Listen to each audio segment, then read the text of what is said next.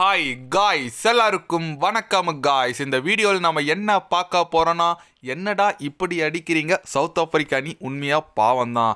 உண்மையாக இந்த சீரீஸை இந்திய அணி 5-0 சொல்லிட்டு கூட வெற்றி பெறும். அது மட்டும் இல்லாமல் இந்திய அணியை பார்த்தாலே பயமாக தாங்க இருக்குது அப்படின்னு சொல்லிட்டு முதல் T20 போட்டி வரலாற்று சாதனையாக 101 ரன் வித்தியாசத்தில் இந்திய அணி சவுத் ஆப்பிரிக்கா அணி ஆப்போசிட்டாக வெற்றி பெற்றிருக்காங்க.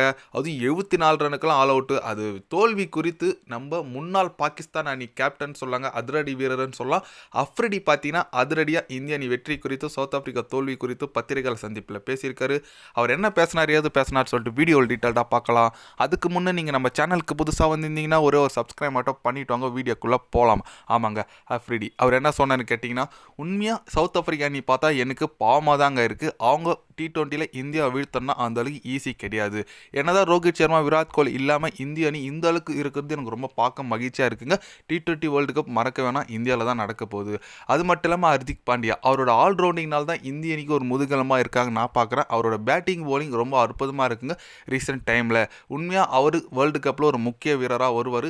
சவுத் ஆப்பிரிக்கா அணி இந்த சீரீஸை 5-0 சொல்லிட்டு தோத்தா கூட அதில் ஆச்சரியப்படுறதுக்கு இல்லை. ஏன்னா இந்திய அணி அந்தளவுக்கு ஒரு தரமான டீமாக இருக்காங்க.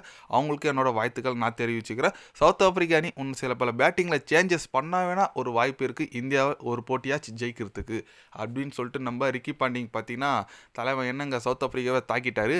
கரெக்டுங்க, அவர் சொல்கிற மாதிரி ஹர்திக் பாண்டியோட பேட்டிங் எல்லாம் ஓகே தான். பட் இந்த அளவுக்குலாம் பேசக்கூடாது. 5-0 சொல்லலாம். இல்லை சவுத் ஆப்பிரிக்கா கம்பேக் கொடுப்பாங்க, ஒரு நல்ல டீம் தான். ஆனால் இந்தியா சொல்லி அவனுங்க செமையான ஒரு வெற்றிங்க. என்னடா 175 தான் அடிச்சிருக்கோம், இது போதுமா போதாதான்னு யோசிக்கிற டைமுக்குள்ளே 74 ரனுக்கெல்லாம் ஆல் அவுட் பண்ணிட்டாங்க சவுத் ஆப்பிரிக்கா அணியை. அந்த அளவுக்கு தரமான ஒரு போலிங் சொல்லாங்க. ஹர்தீப் சிங் ஸ்டார்டிங்லேயே இருக்கட்டும், அக்சர் பட்டேல், வருண் சக்கரவர்த்தி, பும்ரா ஒரு 100+ விக்கெட் எடுத்திருக்காரு. நம்ம ஹர்திக் பாண்டியா எல்லாமே ஒரு டீம் ஃபுல் எஃபெக்ட் போட்டிருக்காங்கன்னே சொல்லாங்க.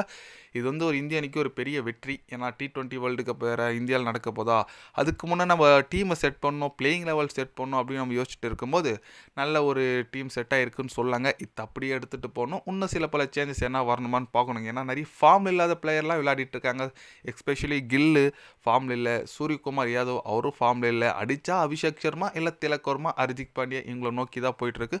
லாஸ்ட்டாக ஃபினிஷிங் ரோலில் சஞ்சு சாம்சனோ இல்லை ஜிதேஷ் சர்மாவோ சொல்லிட்டு யாரோ ஒருத்தர் ஃபிக்ஸ் பண்ணுவாங்க. பட் போலிங் எந்த சேஞ்சஸும் வேணாங்க, தரமாக இருக்குது. அதனால் கண்டிப்பாக இந்திய அணி ஒரு சூப்பரான வெற்றி பதிவு செஞ்சுருக்காங்க. இந்திய அணி வெற்றி குறித்தும் பும்ரா 100 விக்கெட்டை கடந்திருக்காருங்க. அதை இந்தியாவில் 2வது பிளேயர், முதல்ல ஹர்தீப் சிங் அடுத்து பும்ரா இந்த சாதனை படிச்சிருக்காங்க. அது குறித்து உங்களோட கருத்துக்கள் என்னன்னு சொல்லிட்டு மறக்காமல் கமெண்டில் கொஞ்சம் சொல்லுங்கள். இது போன்ற ஸ்போர்ட்ஸ் யூஸை தெரிஞ்சுக்கணுன்னா சேனலை சப்ஸ்கிரைப் லைக் ஒன்று பண்ணிக்கோங்க.